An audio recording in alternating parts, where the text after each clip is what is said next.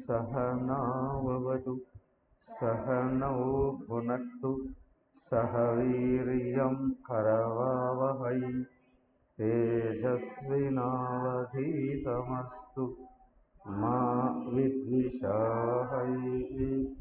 ओम शांति शांति शांति। ओम गुरुर्ब्रह्मा गुरुर्विष्णु गुरुर्देवो महेश्वरः गुरुरेव परं ब्रह्म तस्मै श्री गुरवे नमः। ओम प्रपन्नपारिजाताय स्तोत्रवेत्रैकपाणये गीतामृतदुहे नमः।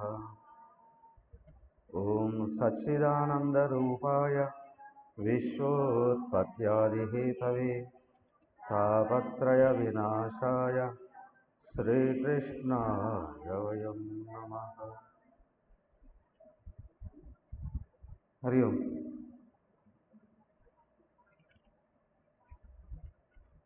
श्रीमद्भागवतं दशमस्कंदं 41వ అధ్యాయం. బలరామకృష్ణులు మధురలో ప్రవేశించడం. శ్రీ శుక ఉవాచ స్తువస్తస్తస్య భగవాన్ దర్శయిత్వా చలే.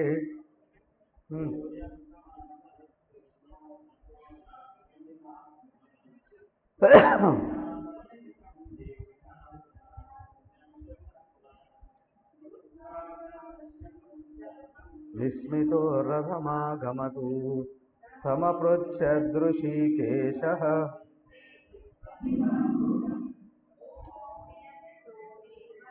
తదా త్వాం లక్షయామహే అక్రూర.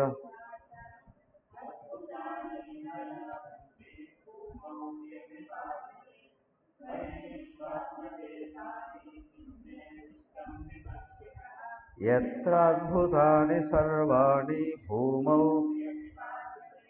తం త్వానుపశ్యతో బ్రహ్మన్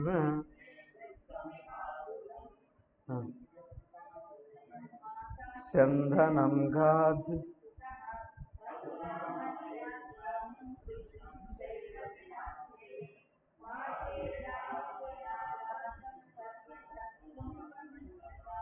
వసుదేవసుతౌ.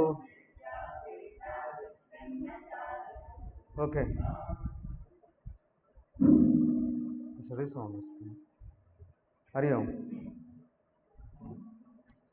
ఏమైంది? బలరామకృష్ణుల్ని రథం ఎక్కించుకొని అక్రూరుడు రథంలో వెళుతూ ఉన్నాడు. అక్కడ యమునా నదిలో నుండి దాటుకోబోతూ సాయం సంధ్య అయిందని అక్రూరుడు దిగి సంధ్యావందనం ఆచరిస్తాడు. సంధ్య ఆచరిస్తూ ఉంటే ఆచరించడానికి ముందు స్నానం చేయాలి కదా. ఆ నీళ్ళల్లో మునిగి నీళ్ళల్లో కణదీరిస్తే ఆ నీళ్ళల్లో వీళ్ళిద్దరూ అక్కడ కనిపిస్తున్నారు. ఎవరిద్దరు? అలా పైకి వచ్చాడు. బండి మీద చూస్తే బండి మీద ఉన్నాడు. ఈయనకు భయం వేసింది. అలా చూస్తే ఆకాశంలో కూడా కనిపిస్తుంది. కళ్ళు మూసుకొని గట్టిగా ప్రార్థించాడు. ఎక్కడ నిర్మలమైన భక్తితో పూర్తి శ్రద్ధతో భగవంతుణ్ణి ప్రార్థించడం జరుగుతుందో మనసు ఉపశమిస్తుంది. అదే గుర్తు. ఆ ఉపశమించిన స్థాయి ఏదైతే ఉందో అదే సమాధి స్థితి. శాస్త్రం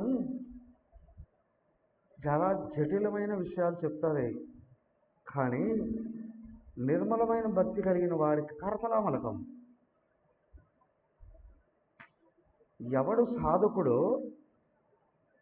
వాడికి శాస్త్ర అధ్యయనము, శాస్త్ర అనుసరణ, శాస్త్ర బోధన ఆనందదాయకం, మూడు కూడా. కానీ మనస్సు నిర్మలత్వాన్ని పొందలేదు అని అంటే లక్ష్యం భగవంతుడు ఒక్కటే అయి ఉండడం నిర్మలత్వం. మలం నిర్మలం, ప్రపంచం మీద కోరిక కలిగి ఉండడమే మలం. అర్థమైందా? ఈ మలం ఏంటయ్యా? ధర్మ అర్థ కామాలే మలం. ఏమండి ధర్మం కూడానా? ఎస్. అర్థకామ ఆపేక్షతో కూడిన ధర్మం ఏదైతే ఉందో పుణ్య ఫలాలను మాత్రం ఇస్తుంది. మోక్ష ఆపేక్షతో కూడిన ధర్మాచరణ ఏదైతే ఉందో మనసును శుద్ధి చేస్తుంది, సత్వగుణాన్ని ఇస్తుంది. సో కాబట్టి ఇక్కడ అక్రూరుణ్ణి ఉత్తమ సాధకుడుగా చూపిస్తున్నాడు. ఇక్కడ వ్యాసుల వారు ఉత్తమోత్తమ సాధకుడుగా కనిపిస్తున్నాడు. ఎప్పుడు భగవంతుడిని కోరుకుంటూ మనం సేవ చేస్తున్నాము. భగవంతుడిని కోరుకోవడం అంటే నాకు కావాల్సింది భగవంతుడిని ఇవ్వమనడం వేరు, అది ధర్మ ఫలం కోరుకోవడం. కానీ భగవంతుడు కావాలి అని కోరుకుంటూ కర్మ చేస్తూ ఉన్నాము. అవునా? ధర్మ ఆచరణ ఇది మనసు శుద్ధి అయిపోతుంది. అదే నిష్కామ కర్మ. భగవంతుడు కావాలి నాకు అనుకుంటూ చేసే కర్మ ఏదైతే ఉందో అది నిష్కామ కర్మ. దాని వలన మనసు శుద్ధి అవుతుంది. ఒక విషయం ఎప్పుడు గుర్తుండాలి, భగవంతుడు కావాలి అంటే భగవంతుడు నేనే అయ్యున్నాను కదా. ఆ విషయం తెలిసిన తర్వాత మరి ప్రపంచం మీద ఎందుకు కోరిక ఉండాలి? అవునా? భగవంతుడు కావాలని కోరిక లేదు. మరి భగవంతుడే కావాలని కోరిక ఎలా వస్తుంది? అదే దైవీ గుణాలు పెరిగితేనే భగవంతుడు కావాలని కోరిపిస్తాను. అవునా? సత్వగుణం అన్నా, దైవీ గుణాలు అన్నా, నిష్కామ కర్మ ఫలము అన్నా, పరిపూర్ణ శ్రద్ధ అన్నా, నిర్మల భక్తి అన్నా, ఇదంతా ఒక్కటే. మనసును శుద్ధి చేసే లోపల దేవుడు ఉన్నాడు, నాకు ఆయనే కావాలి అని అనిపించడం. అక్రూరుడి స్థితి అది. ఆయన ఎటు చూసినా భగవంతుడే కనిపిస్తున్నాడు. దానికి మనం గుర్తించాల్సింది ఎట్లయా అంటే, రోజు చదువుతూనే ఉంటాం, వింటూనే ఉంటాం, చెప్తూనే ఉంటాము. కానీ చూసే శక్తి ఎప్పుడు వస్తుందంటే మనసు ఉపశమిస్తేనే. దానికి ఏం చేయాలి? సర్వకాల సర్వావస్థల్లో భగవాన్ నాకు నువ్వే కావాలి, భగవాన్ నాకు నువ్వే కావాలి, భగవాన్ నాకు నువ్వే కావాలి. త్రిసంధ్యలు గృహస్థ ఆచరిస్తాడు. త్రిసంధ్యలే కాదు, సర్వకాల సర్వావస్థలలో సాధకుడు ఉన్నాడే, ఆయననే కావాలి అని ప్రార్థించడమే సంపూర్ణ శ్రద్ధ. సర్వకాల సర్వావస్థల్లో గమనించుకుంటూ మనసు ఎటుపోతుంది, ఏం కోరుకుంటుంది? భగవాన్ నాకు నువ్వే కావాలి, భగవాన్ నాకు నువ్వే కావాలి. ఎక్కడున్నాడు? అప్పుడు నువ్వు తెలుసుకున్న జ్ఞానం క్రమంగా గోచరించడం మొదలుపెడుతుంది. అంతటా ఉన్నవాడు ఆయనే, అందరిలో ఉన్నవాడు ఆయనే. అయితే పలుచని ఈ అహంకార పొర ఉంది, అది తమో రజోగుణాలలో ఉందా? మనసును ఆగనివ్వదు. సత్వగుణంలోకి వచ్చిందా మనసు ఆగిపోతుంది, కోరుకోవడం ద్వారా టక్కుమని ఆగిపోతుంది. లౌకికుడికి కోరుకుంటూ ఉంటే దేవుడి కంటే తను ఏ విషయాలు కావాలని కోరుకుంటున్నాడో ఆ విషయాలు ఎక్కువ గుర్తొస్తాయి. కానీ ఉత్తమ సాధకుడికి ప్రపంచం కాదు, అంతటా ఆయనే గోచరించడం మొదలుపెడతాడు. ఈ గోచరం అనేది ఏదైతే ఉందో లోపల కల్మషాన్ని కడిగేస్తుంది. నేను ఆయన కంటే వేరుగా లేను. తన ఆచరణను బట్టి నేను ఆయనే. గురువే రెచ్చగొడతాడు ఇక్కడ, అవునా? శిష్యుల యొక్క స్థాయిని బట్టి, అవసరాన్ని బట్టి గురువు రెచ్చగొడతాడు. వివేకానంద స్వామి శివోహం శివో తాండవం చేస్తున్నాడట. నాగమహాశయుడు అని చాలా గొప్ప భక్తుడు గృహస్థుల్లో ఆ టైంలో. ఆయనకు 60, ఈయనకు 18, 20. ఈయనకి 20, ఆయనకు 60. పరిగెత్తుకుంటూ వెళ్ళి గురువుగారు వివేకానందకు అహంకారం వచ్చినట్టుంది, ఏమిట్రా అన్నాడట. శివోహం అని ఎగురుతున్నాడు అన్నాడట. వాడికి ఆ దమ్ముందిరా, ఎగురుతాడు. నీకుంటే నువ్వు కూడా చెప్పు, నువ్వు కూడా. ఆయన అన్నాడు, నేను కూడా ఎగురుతాను అనలేదు ఆయన. గురువుగారు వివేకానందకు ఆ స్థాయి ఉందా? ఎస్. పరిగెత్తుకుంటూ తిరిగి వచ్చి వివేకానంద కాళ్ళ మీద కూడా నమస్కారం చేశాడు. ఈయనకి 20, నాకు 60. వివేకానంద కాళ్ళ మీద నమస్కారం. దేని ఏంటంటే గురువుగారు సర్టిఫై చేస్తాడు అక్కడ వీళ్ళ లోపల ఉన్నటువంటి ఆశయాన్ని బట్టి. సో కాబట్టి ఏంటంటే విజృంభిస్తాడు అక్కడ లోపల ఉన్న ఉన్నతమైన ఆశయం ఉన్నప్పుడు. లోపల గురుదేవులు ఎవరి చేత ఇన్స్పైర్ చేయబడ్డారు? తపోవనుడి చేత. అమ్మగారు, నాకు తెలిసి అమ్మగారు నేను స్త్రీనని ఎప్పుడు గుర్తుండదు, పోయి ఉండొచ్చు, అవునా? కట్టుబొట్టులో స్త్రీ అని భావన ఉండొచ్చునేమో, కానీ వ్యవహారంలోకి వచ్చిన తర్వాత లేదు. గురుదేవుడు అంతకంటే ఎక్కువగా విజృంభింపజేశాడు అమ్మగారిని. మరి అమ్మగారు మాతో రెచ్చగొట్టేవాళ్ళు అక్కడ. ఎవరినో గుర్తుంచుకో, విజృంభించు. సో కాబట్టి ఇక్కడ ఏమైంది అని అంటే, మనం ఆయన కావాలి అని అనుకున్నప్పుడు ఆయన అందరినీ నా వైపు మళ్ళించు అని పంపిస్తాడు. ఏమండి, రాజకీయ నాయకులు కూడా చేసేది ఇదేగా, అవునా? అందరినీ నా వైపు తిప్పుకోవాలి. వాడు భౌతిక వాంఛలతో దేహం నేను అనుకొని దేహం వైపు మళ్ళించమంటాడు. కానీ ఇక్కడ భగవంతుడు ఆయన స్వరూపం ఆయన ఎప్పటికీ గుర్తుంటుంది. అలాగే అందరూ కూడా నేనే అయినారనే విషయంలో దృష్టి అంతర్ముఖం చేయమంటాడు. అర్థమైందా? సత్వగుణం వస్తే దృష్టి అంతర్ముఖమై ఆత్మను పట్టుకుంటుంది. సత్వగుణం లేదు అంటే తమో గుణం ఉంటుంది, గుర్తుంచుకోండి. రజోగుణం అందరికీ ఉంటుంది. తమస్సు కరిగే కొద్దీ సత్వం పెరుగుతుంది, సత్వం పెరిగే కొద్దీ తమస్సు తగ్గుతుంది. అదేంటండి రజోగుణాన్ని గురించి చెప్పలేదే? గమనించి చూడండి. చీకటి పెరిగే కొద్దీ వెలుతురు లుప్తమైపోతుంది, అవునా? వెలుతురు పెరిగే కొద్దీ చీకటి లుప్తమైపోతుంది, అవునా కాదా? అయితే ఈ 2 సమయాలలో జనాల్లో కదలికలు వస్తాయి.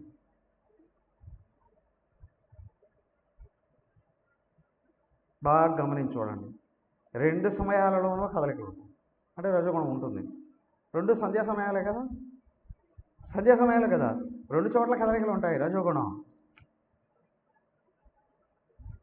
కానీ తమస్సుకు సత్వానికి ఆపోజిట్. తమస్సు పెరుగుతుందంటే దేహాత్మభావం వచ్చేస్తుంది, సత్వగుణం పెరుగుతుందంటే ఆత్మభావం వస్తుంది, ఆత్మభావం వస్తుంది. సో కాబట్టి ఏంటి అంటే భగవంతుడు తనకు ప్రతినిధులుగా ఎవరినైతే భావిస్తూ ఉన్నాడో వాళ్ళల్లో సత్వగుణాన్ని పెంచుతాడు, అవసరమైనప్పుడు దాన్ని పెంచుతాడు, విజృంభింపజేయిస్తాడు, ఉపశాంతి కలిగిస్తాడు. ఎవరు భగవంతుడిని లక్ష్యంగా పెట్టుకుని భగవంతుడి యొక్క కర్మం చేయడానికి ప్రయత్నం చేస్తూ ఉంటారో లోపల తాపం లేకుండా చేస్తాడు. రెండవది, ప్రపంచం పట్ల లోపల అధిక విలువలు లేకుండా చేస్తాడు. అనంతమైన తత్వం వైపు విలువను పెంపొందింపజేస్తాడు. దానికి అవగుణాలు కరిగిపోతాయి. సత్వగుణం పెరిగే కొద్దీ రజోగుణంలోనే అహంకారం, దాని నుండి పుట్టే అరిషడ్ వర్గాలన్నీ వచ్చేది. అరిషడ్ వర్గాలన్నీ వచ్చేది. అది కూడా తమస్సును ఆశ్రయించున్న రజోగుణంలో. కానీ సత్వాన్ని ఆశ్రయించిన రజోగుణం ఆయన కర్మలలో విజృంభిస్తుంది. ఎన్ని చేసినా నేను చేస్తున్నాను అనే భావన లెక్క కట్టనివ్వదు.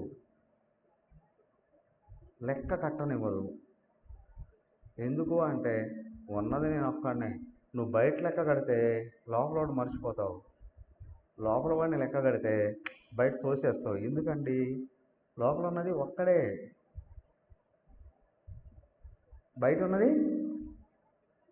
అనేకం. లోపల ఉన్నది ఒక్కడే. లెక్క కడితే అపరా, అవునా? అపరా చెదిరిపోతే ఏకత్వం గుర్తొస్తుంది. పరా విజృంభిస్తాడు. శరీరం ఉన్నంత వరకు ఆయనకి ఇష్టమైంది చేస్తూనే ఉంటాం. శరీరం పోతే కావాలంటే మళ్ళీ వస్తుంది. శరీరం మీదనే కాదు, ప్రకృతి యావత్తు మీద కమాండింగ్ వస్తుంది. దృష్టి ఏకత్వంలోకి వచ్చే కొద్దీ పుట్టాలనుకుంటే పుడతాడు, వద్దనుకుంటే మానేస్తాడు. గురుదేవులు అదే స్థితిలోనే పనిచేశాడు. దేహం శిథిలమైన పనిచేసినాడు. చివరికన్నారు ఆయన చిదానంద స్వామిజీ, మళ్ళీ వస్తాడు ఈయన జీవరాశి మీద ఈయనకున్న ప్రేమ ఉంది, ప్రపంచం మీద కాదు. అర్థమైందా? ప్రపంచం మీద అంటే విషయాల మీద, అర్థకామాల మీద. జీవరాశుల మీద అంటే లోపల ఉన్న చైతన్య అంశాల మీద.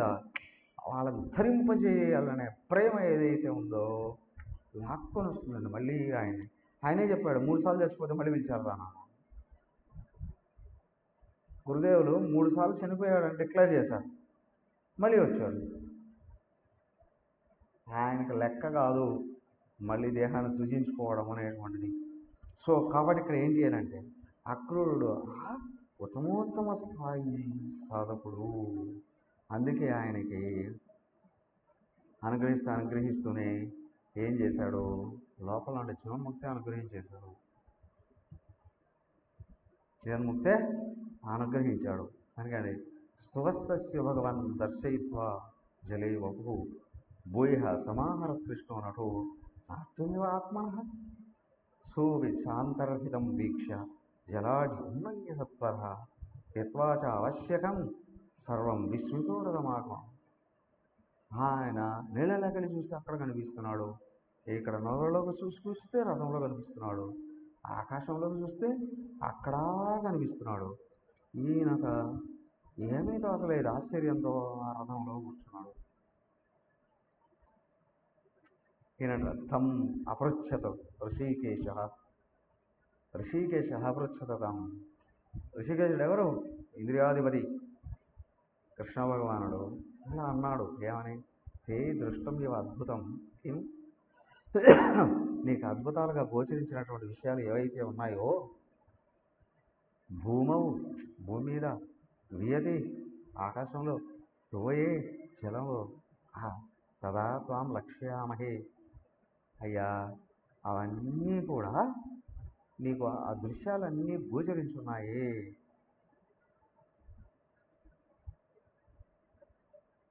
ఈయన ఆశ్చర్యంతో చూస్తున్నాడు. ఎవరు? కృష్ణుడు అన్నాడు కదా, నాకు కనిపించిన విషయాలు ఈయన కూడా తెలిసాయి. అదే అద్భుతం. తమస్సుగాను ఉంది అంటే ఈయన ఏదో గారడి చేశాడు అని అనుకుంటాడు. కానీ తమస్సు హరించుకుపోయినప్పుడు లోపల దానికి అక్రూర వాచ అద్భుతానీహ యావంతి భూమో వీతివాచలే త్వయి విశ్వాత్మకే అని కిం మే దృష్టం కిం మే అదృష్టం పశ్యత.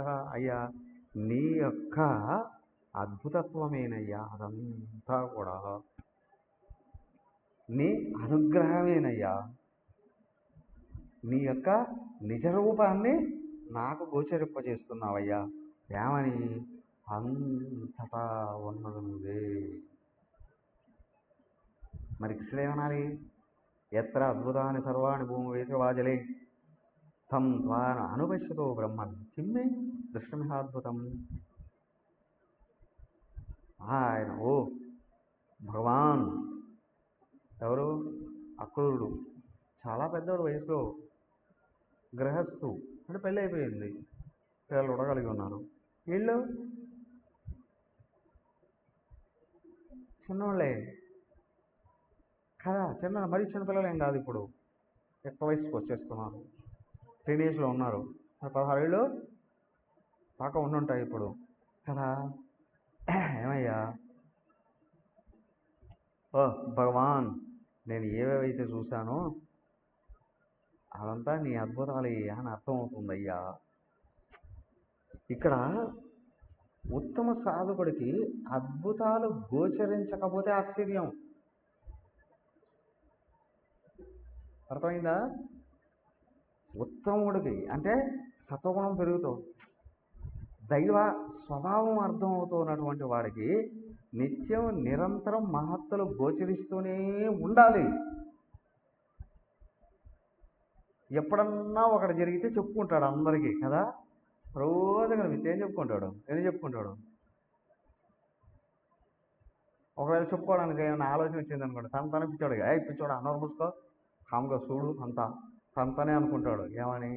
నిత్యం నిరంతరం అద్భుతాలు గోచరించాలి, అడుగడుగునా.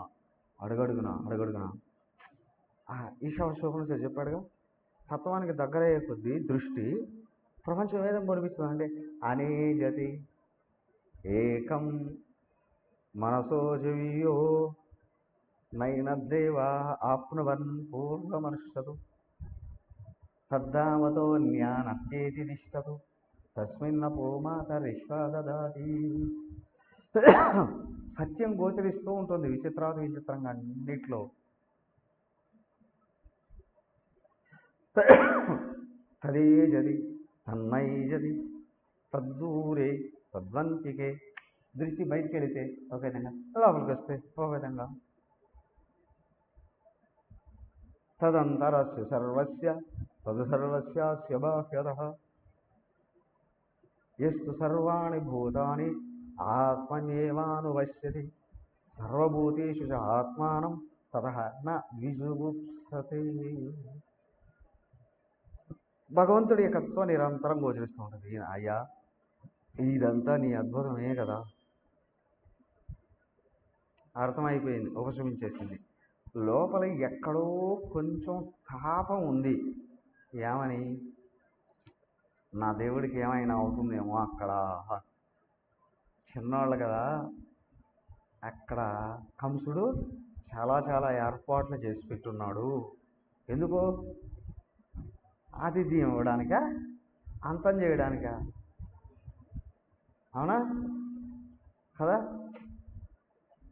ఎవడు భగవంతుణ్ణి లేదా ఆయన ప్రతినిధులైన ఋషులు మహాత్ముల్ని దెబ్బ కొట్టాలి అని అనుకుంటున్నాడో, వీడు ఏ విధంగా ఆలోచన చేస్తే అవే తిరిగి వస్తాయి వాడికి. ఇదే విచిత్రం. అవునా? మహాత్ముల గురించి, ఋషుల గురించి, భగవంతుడి గురించి ఏది ఆలోచిస్తూ ఉన్నాడో దానికి 10 రెట్లుగా వీడికి తిరిగి వచ్చేస్తూ ఉంటాయి. ఏదైనా నెగిటివ్ ఆర్ పాజిటివ్, ఏదైనా సరే 10 రెట్లుగా అప్పటికప్పుడే రిటర్న్ వచ్చేస్తూ ఉంటుంది. ఆయన్ని అంతం చేయాలి అని అనుకుంటే వీడు అంతమైపోతున్నాడు అని అర్థం. ఆయన్ని అందరికీ చూపించాలి అనుకుంటే వీడు అందరి నోళ్లలో కళ్ళలో తిరుగుతాడు అని అర్థం. అంతే. సో కాబట్టి ఇక్కడ ఏంటి అంటే, ఇక్కడ అక్రూరుడేమో వీళ్ళిద్దరి పరిస్థితి ఆపోజిట్. ఒకడు చంపుదామని ప్లాన్ చేశాడు, అవునా? పంపిస్తూ ఉన్న దుర్మార్గుడిని పంపించకుండా అక్రూరుణ్ణి పంపించాడు. ఎందుకు అక్రూరుని పంపించాడు?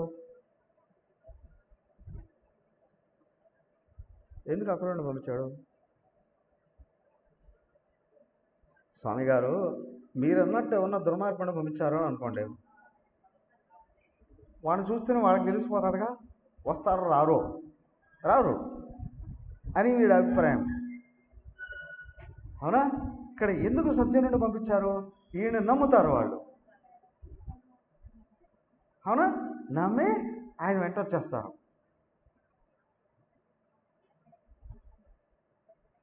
నమ్మించి తీసుకొని వచ్చి గొంతు కోసేవాడే నమ్మక ద్రోహి అంటారు కదా.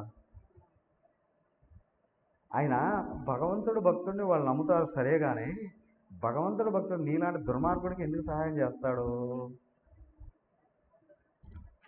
అర్థమైందా? ఇది గుర్తించాలి. చిన్న మిస్టేక్ ఏమది? వరే కంస, ఫులిష్ ఫెలో, ఆయన భక్తుడు కదా, ఆ విషయం నీకు తెలుసు, ఈయన చెప్తే ఆయన వస్తాడు అని అనుకుంటున్నావు, కానీ పోయిన ఈయన నీ ప్లాన్ చెప్పకుండా ఎలా ఉంటాడు? అవునా? ఆయన నీ దగ్గర ఉన్నాడు ఓకే, కానీ ఎవరికి భక్తుడు? ఆయనకు భక్తుడు. ఆయనకు భక్తుడు నీ ప్లాను ఆయనకు చెప్పకుండా ఎట్లా ఉంటాడు? ఇదే పప్పులు కాలేస్తాడు. అల్పబుద్ధి కలిగిన వాడు ఉన్నాడే, వాడు గొంతు వాడే కోసుకుంటాడు. అర్థమైందా? వాడి గొంతు వాడే కోసుకుంటాడు. ఆ భస్మాసురుడు ఏం చేశాడు? సేమ్ కృష్ణుడిని తీసుకురాకుండా ఇంకొద్ది రోజులన్నా బతికేవాడు. అవునా? కృష్ణుడిని తీసుకొని వచ్చి వీడి గొంతు వీడే కోసుకుంటున్నాడు కదా. వెళ్ళినవాడు చెప్పకుండా ఎలా ఉంటాడు ఆ భగవంతుడు భక్తుడు? సీక్రెట్లు అప్పు చెప్పకుండా విప్పి చూపించకుండా ఎట్లా ఉంటాడు? చెప్పేశాడు కదా, అయ్యా వాడి ఆలోచనతో ఉన్నాడు, నాకు తెలుసులేవయ్యా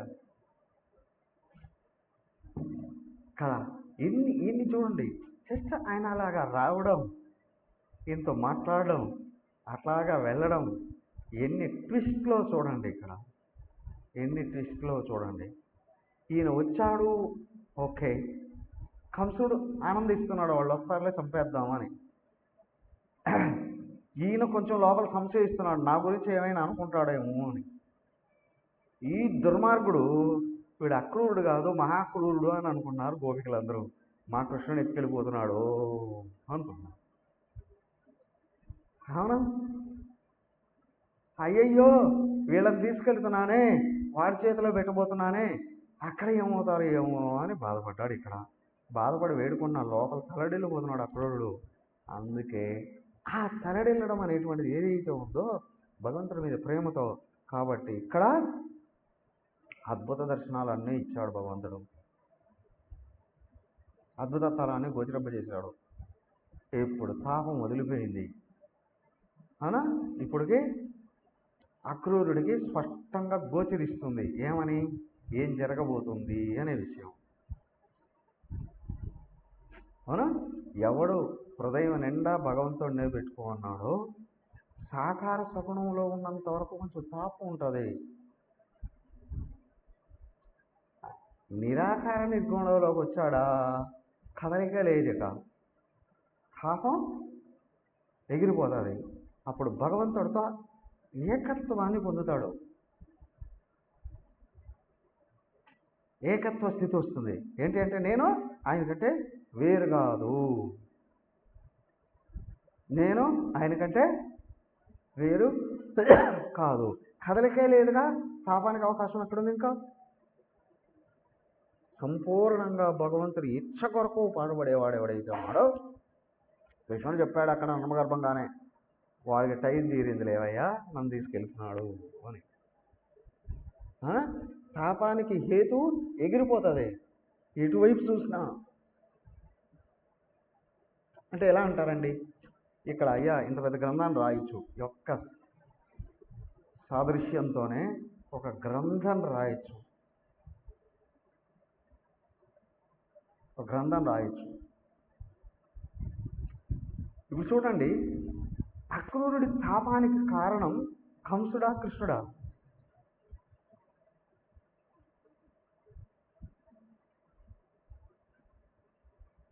తాపానికి కారణం కంసుడా కృష్ణుడా? కృష్ణుడా కంసుడా?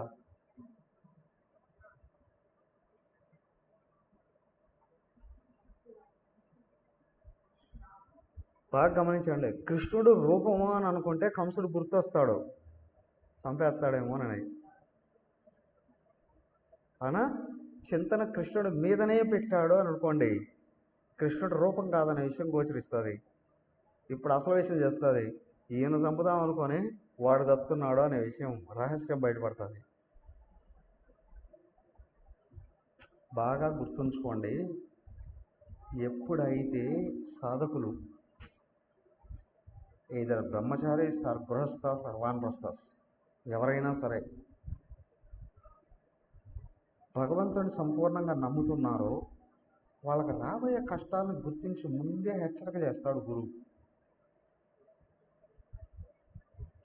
ఇండైరెక్ట్గా హెచ్చరిక చేస్తాడు, ఎదురుగా కూడా చెప్తాడు, మెత్తగా చెప్తాడు, ఒకసారి గట్టిగా హెచ్చరిస్తాడు. విని తీరాలి. వింటే భవిష్యత్తులో రాబోయే భయంకరమైనటువంటి కష్టాలు ఏవైతే ఉన్నాయో గురువే పక్కకు నెట్టేస్తాడు. ఇందుకు లోపల ఆలోచన ఎగిరిపోయింది అని అంటే, మాయాపూరితమైన ఆలోచన ఎక్కడ ఎగిరిపోయిందో భయంకరమైన కష్టం రిటర్న్ అయిపోతుంది. అవునా? ఇప్పుడు అదే చూడండి, కృష్ణుడు రూపము అని అనుకున్నప్పుడు కదా కంసుడు ఏం చేస్తాడో అనే భయం. అవునా? అయ్యా కృష్ణుడు సర్వాంతర్యామి అని తెలిసినప్పుడు కంసుడు ఏం చేస్తాడు అనే భయం ఉంటుందో. ఇప్పుడు ఒరే కంస, నీ గొంతు నువ్వే కోసుకుంటున్నావురా అనే విషయం వచ్చేస్తుంది. సెకండ్లో 1000 వంతు చాలు. ఇక్కడ వెంట్రుక వాస కూడా అవసరం లేదు. నీ థాట్ చేంజ్ అయిపోయిందా? చేంజ్ కావడం అంటే ఏంటి? భగవంతుడి యొక్క నిజ స్వరూపం నీకు గుర్తొచ్చిందా? అది కూడా ఆయన అనుగ్రహమే.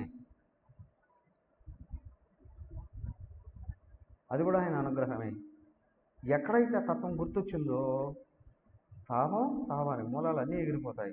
ఏంటి అంటే అక్కడ తాపం కాదు కదా, అస్సలు భావాలే ఎగిరిపోతాయి. ఏంటి అంటే అన్నీ ఆయనే కదా అండి. అమ్మో ఈయన ఎలా చంపుతాడో ఏమో, అది కూడా ఎగిరిపోతుంది. ఎందుకు? ఆ దుర్మార్గుల్లో కూడా ఉన్నది ఈయనే కదా. 2వ అధ్యాయంలో చెప్పారు కదా ఆత్మలక్షణాలు, ఇవన్నీ గోచరించడం మొదలుపోతాయి.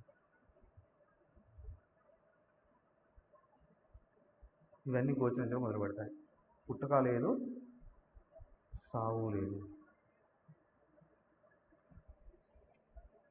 ఉన్నది ఏకత్వమే. ఆపూర్యమాణమచల ప్రతిష్టం సముద్రమావహ ప్రవిశంతి యద్వతు తద్వత్కామాయం ప్రవిశంతి సర్వే శశాంతిమాప్నోతి న కామకామి. ఇది అద్భుతం. ఆ దృష్టితో మనం ఎక్కడ అడుగుపెట్టినా అన్నీ అనుకూలమవుతాయి.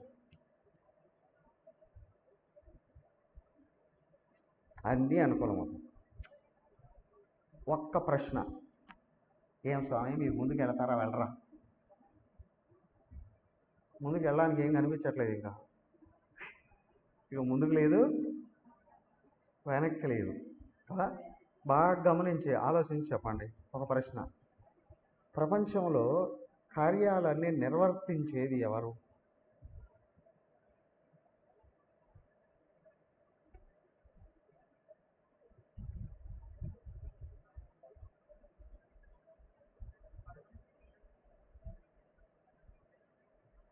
గట్టిగా మీకు తెలిసిన ధైర్యంగా చెప్పాలి అంతే. ఎవరు అన్ని పనులు నిర్వర్తిస్తూ ఉన్నారు?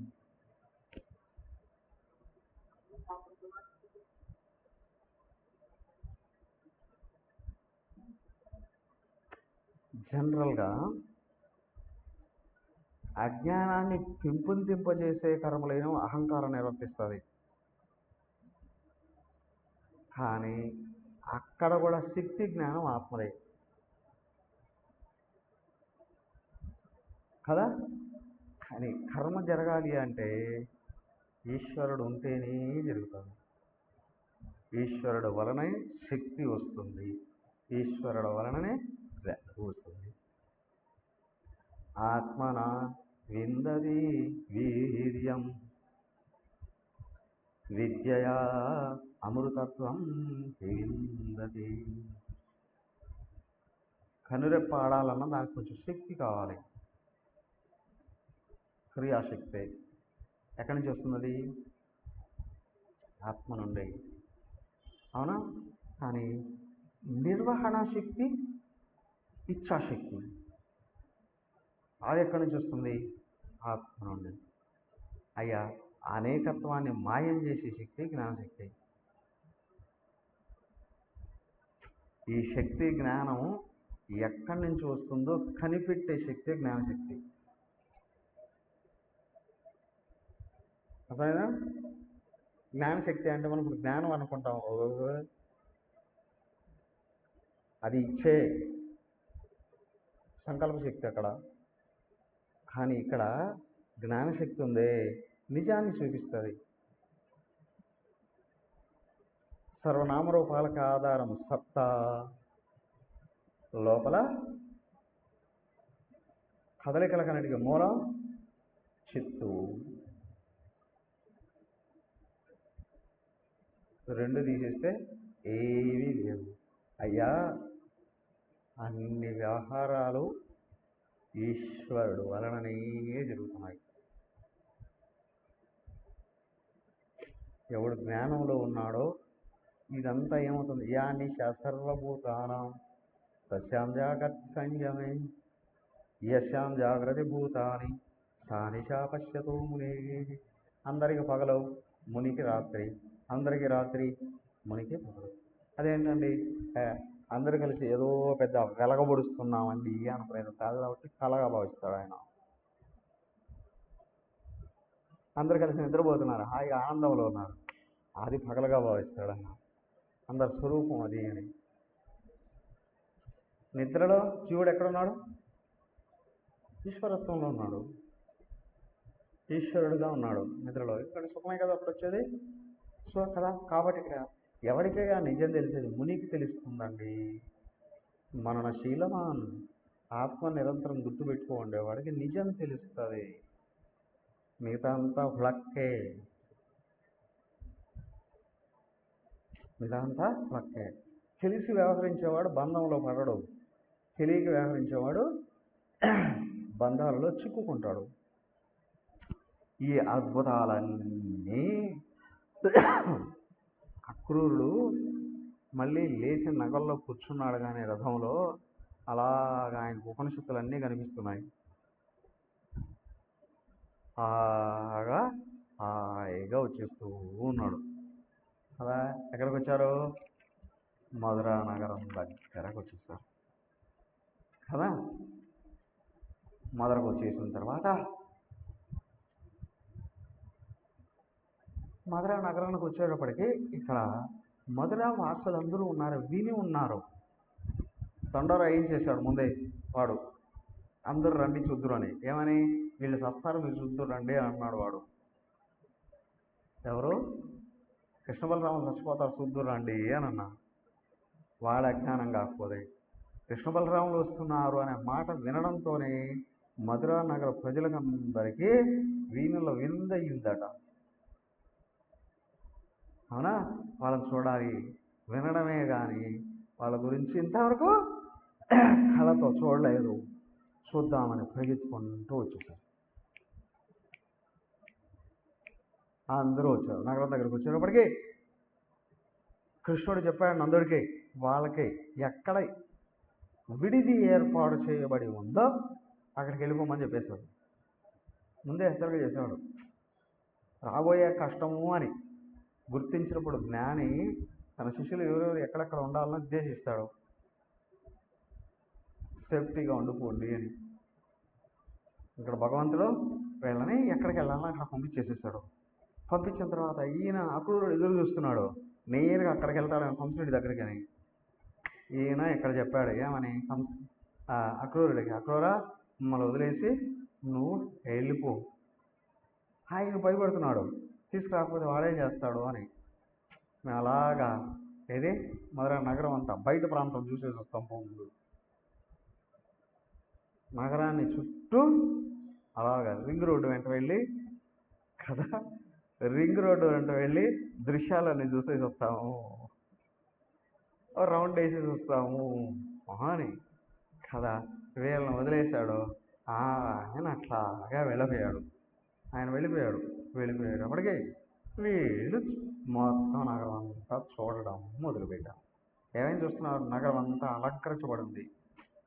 మొన్న పహల్గామ్లో ఆ మిలిటెంట్స్ వచ్చి పాకిస్తాన్ నుండి 26 మంది చంపేశారు. అవునా? పాకిస్తాన్ ఎంబసీ అదైతే ఉందో ఢిల్లీలో, వీళ్ళు కేకులు తీసుకొని పండుగ చేసుకుంటున్నారు. ఇక్కడ భారతదేశంలో ఉంటూ భారతీయుల్ని ఆ ఎదవలు వచ్చి చంపారు అని ఆనందంతో విందు చేసుకున్నారట. ఏమనాలి?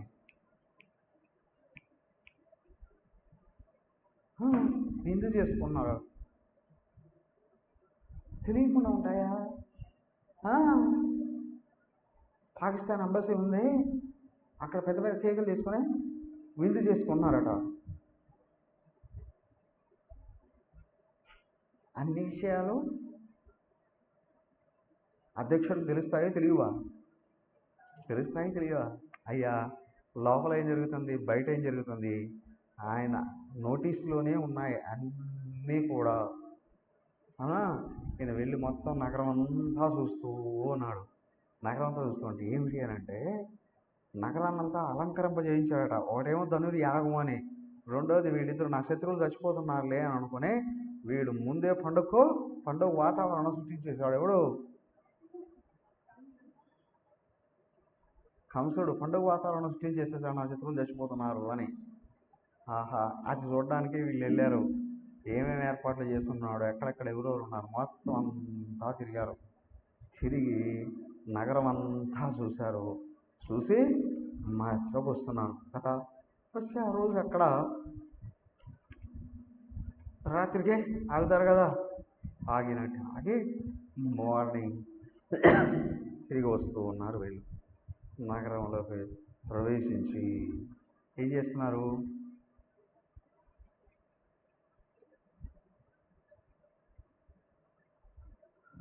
కంసుడు ఏర్పాటు చేసినటువంటి ధనుర్యాగం ప్రదేశానికి వెళ్ళాలి కదా, అలాగా నగరంలో ప్రవేశించి వస్తూ ఉన్నారు. వస్తూ ఉంటే ఇక్కడ అద్భుతమైన కొన్ని దృశ్యాలన్నీ కనిపించాయి. ఏమిటి అంటే, మధురా నగర ప్రవేశంలోనే రామావతారంలో జరిగినటువంటి చిన్న చిన్న ఆటంకాలు లేదా బాధలు ఈయన క్లియర్ చేసుకుంటూ వస్తున్నాడు. అదే బాహుబలి సదృశ్యాలు. రామావతారంలో రామచంద్రుడికి బాగా బాధ కలిగించిన విషయం ఏంటి?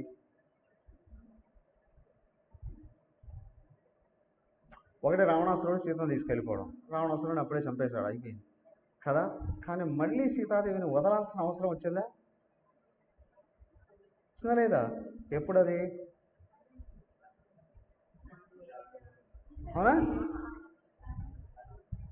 అవునా కదా? ఆ యదవ మళ్ళీ పుట్టాడు ఇక్కడ.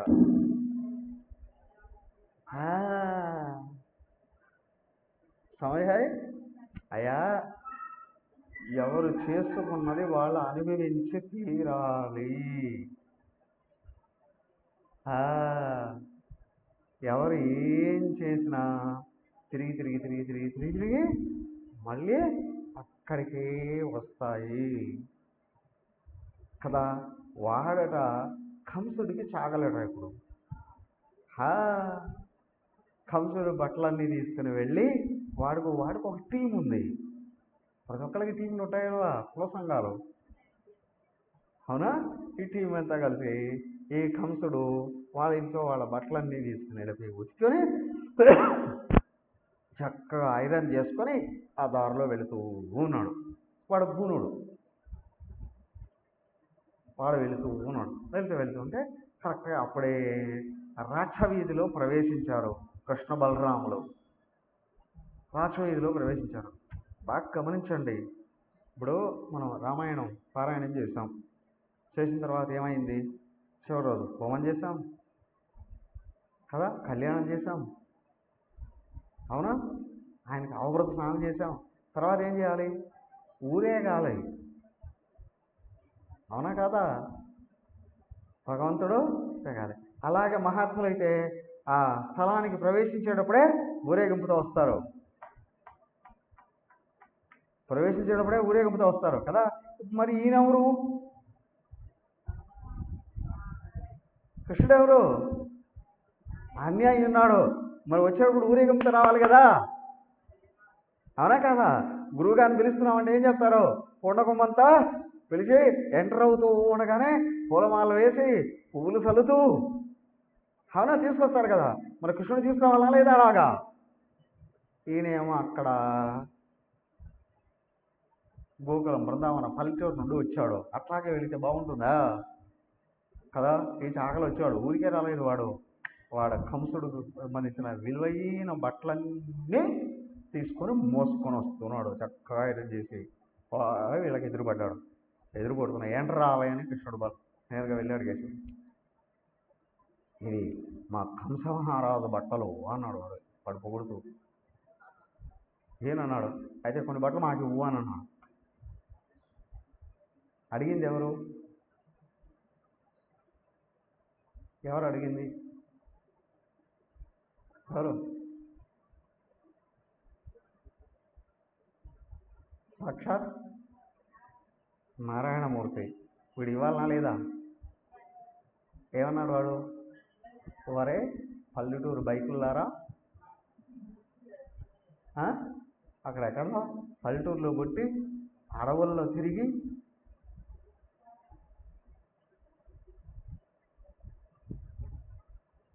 అవునా ఆవులు మేపం బతికే మీకు ఈ రాజుగారి బట్టలు కావాలనా?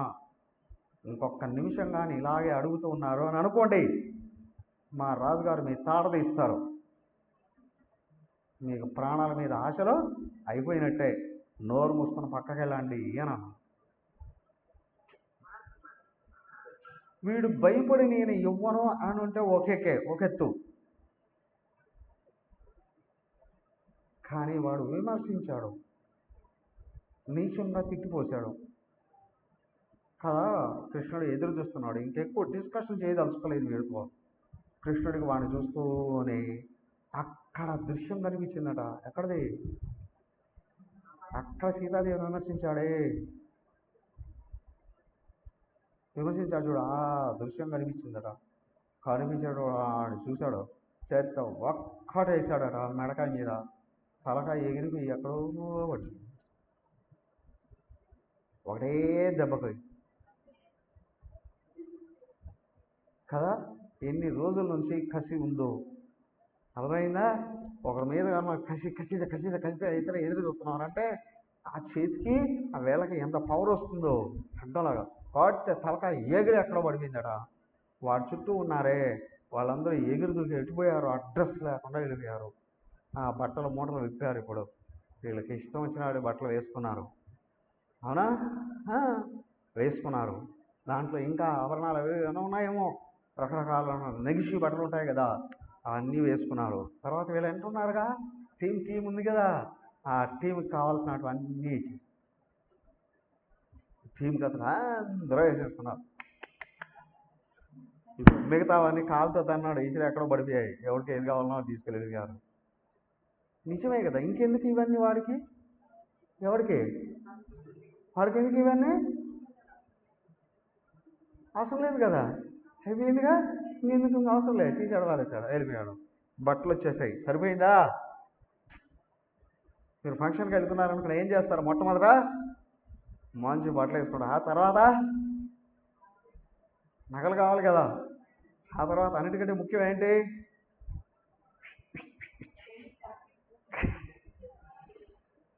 అవునా? ఆ తర్వాత ఏమైంది? కొంచెం దూరం లేనప్పటికి ఏమైంది? పెర్ఫ్యూమ్స్ అన్నీ పట్టుకోస్తుంది ఒక ఆవిడ. ముఖం అందంగా ఉంది, కానీ 3 వంకర్లు తిరిగి ఉందట. ఎటుకుని ఇటు అడుగుకు పోయిందేమో, కాళ్ళు వంగాయేమో, 3 వంకర్లు తిరిగి ఉందట. ఎవరావిడ?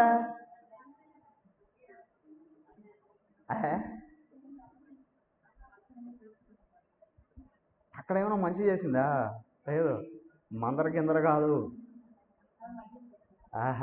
మందరకి ఎక్కడ మందర అయిపోయింది అప్పుడే. కాదు. మీరు ఆనంద రామాయణం చదివితే ఒక విషయం తెలుస్తుంది. రాత్రిపూట గూఢాచారులాగా రాముడు తిరుగుతూ ఉండేవాడట. తిరుగుతున్న సందర్భంలో అన్ని విషయాలు కనుక్కొని వస్తుంది. ఒకసారి ఒక ఆవిడ, ఒక వేశ్య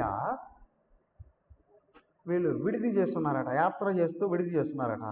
తెలిసి ఒక వేశ్య రాముడి కోసం వచ్చిందట.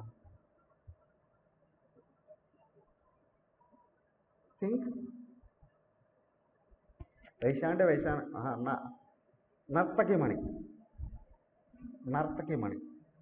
నర్తకిమణి రాముడు అంటే ఇష్టంతో రాముడు కలవాలని వచ్చిందట. అక్కడికి వచ్చి సీతాదేవి చూసింది. ఒంటరిగా రాత్రిపూట ఒక్క స్త్రీ భర్తను కలవడానికి వస్తే భార్య ఏం చేస్తుంది? కాలు కొద్దీ తంతాది, అంతేనా? అర్ధరాత్రి అప్పుడు తన భర్తను కలవడానికి ఒక స్త్రీ ఒంటరిగా వస్తే ఏం చేస్తుంది? మొట్టమొదటి భార్యకి తెలిస్తే ఏం చేస్తుంది?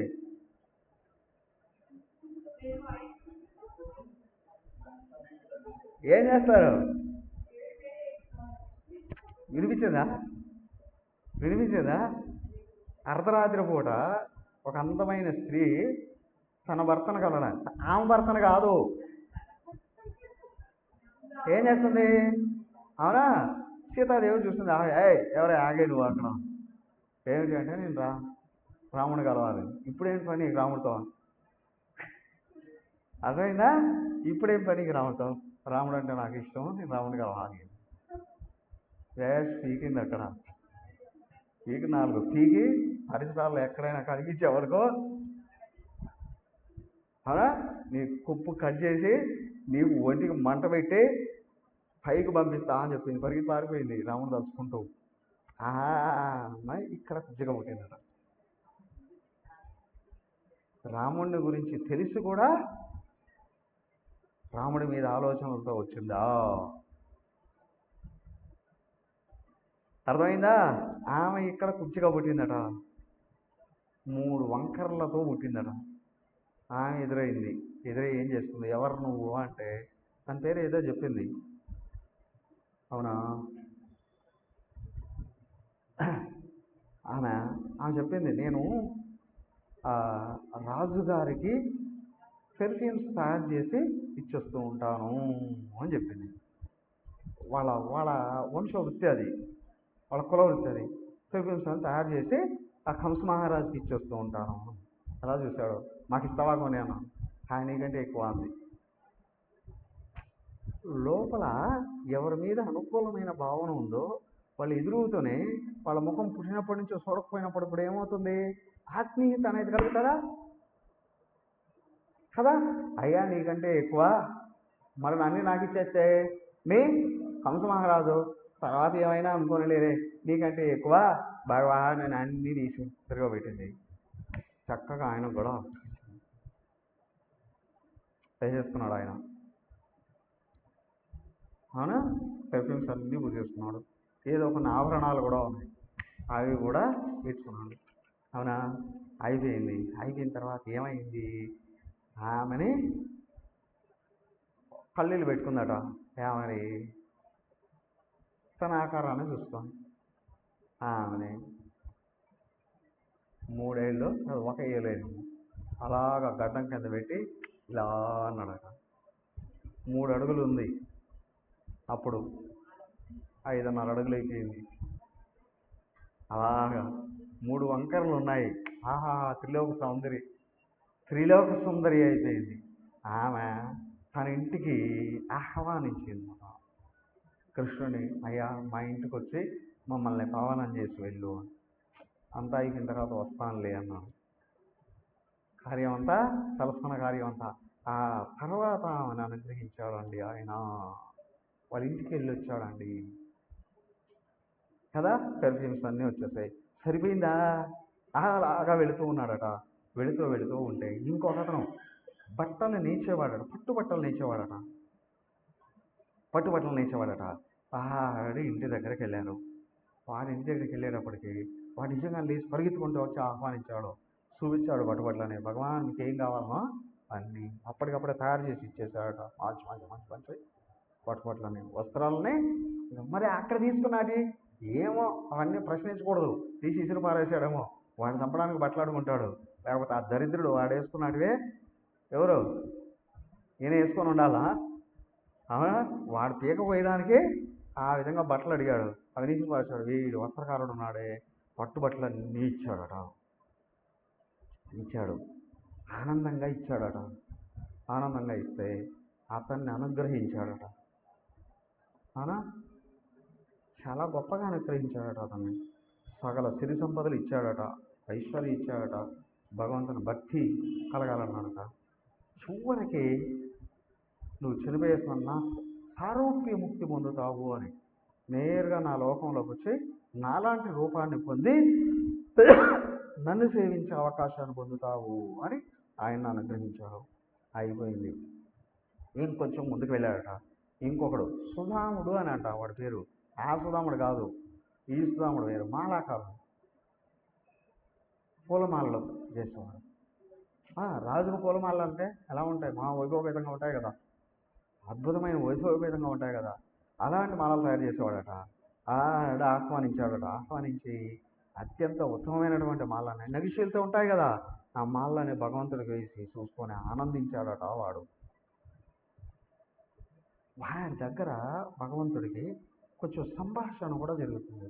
ఎందుకంటే వాడు కంస మహారాజుకు బట్టలు ఇస్తూ ఉంటే ఇవ్వచ్చునేమో కానీ వీడు పరమ భాగవతోత్తముడు. కృష్ణుడిని చూస్తూనే వీడికి ఆశువుగా తత్వం అంతా బయటకు వచ్చేస్తుంది. చదవండి తర్వాత 43వ శ్లోకం నుండి 50వ శ్లోకం వరకు, 50 దాకా తర్వాత చదవండి. ఇప్పుడు కాదు, నేను ముగించేస్తున్నా. ఈ మాలాకారుడు అవన్నీ వేసి ఆ భగవంతుడిని అత్యంత ఆర్తితో పొగుడుతాడు. పొగిడితే ఆయన వారి సేవకు అత్యంత ఆనందంతో వాడికి అనుగ్రహం ఇస్తారట. ఏమని? నీకు నా మీద అచంచలమైనటువంటి భక్తి కలుగుగాక. భగవంతుడి గుణగణాలను పొగిడేటువంటి వాడికి అలాంటి అనుగ్రహం ఇస్తారు వాళ్ళు. ఇప్పుడు అన్నమయ్య వచ్చాడు. ఎందుకు వచ్చాడు? అన్నమయ్య ఎందుకు వచ్చాడు? ఈయన్ని పొగడడానికి వచ్చాడు కదా. అయ్యా, అది సమానమైన మనుషుల విషయంలో అయితే పొగడతలు అవసరమని. కానీ ఇక్కడ ఆ పొగడతల రూపంలో కీర్తనలు వచ్చాయి. కీర్తనలు చూసి ఎంతమంది ధరించారో, ఎంతమందికి భక్తి ఉదయించిందో కదా. అలాంటి వాళ్ళని ఇతనికి నా యందు నీకు పరమ భక్తి కలుగ్గాక అని ఆశీర్వదించాడు. ఆయన కోరుకున్న వరాలు ఇచ్చేసాడు. అంతేకాదు, అద్భుతమైన తేజస్సును ఇచ్చాడు. అయితే ఏమండి, వీడు రేపటి నుండి ఆ కంసుడికి ఇక పూలమాల కడతాడా? వాడు బట్టలు నేస్తాడా? మరి వాడేమన్నా చేయడు వీళ్ళని? రాజుగారి నుండి దృష్టి మరలిస్తే రాజుగారు ఏమైనా చేయడా వీళ్ళని? ఏమయ్యా, వాడు బతుకుంటే కదా ఏమైనా చేయడానికి. అర్థమైందా? అవునా? వాడు బతుకుంటే కదా వీళ్ళని ఏమైనా అనడానికి కదా. కాబట్టి అది తెలిసి ఏంటి అని అంటే ఈయన మీదికి దృష్టి సంపూర్ణంగా మరలింపజేసేసాడు. పరిపూర్ణమైనటువంటి భక్తిని ప్రసాదించాడట. అంటే రేపటి నుండి వీడు నిరంతరం భగవంతుడిని పొగుడుతూ ఉంటాడు. అలాగా చేసుకుంటూ ఆయన లోపలికి ప్రవేశిస్తూ ఉన్నాడు. ప్రవేశించేటప్పుడు ఇప్పుడు ఇక్కడ నుండి కొన్ని భయంకరమైన దృశ్యాలు అనేవి కూడా ఎదురయ్యాయి.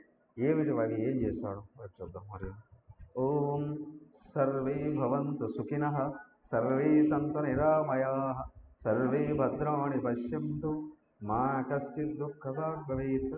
ఓం శాంతి శాంతి శాంతి. హరి ఓం. శ్రీ గురుభ్యో నమః. హరి ఓం.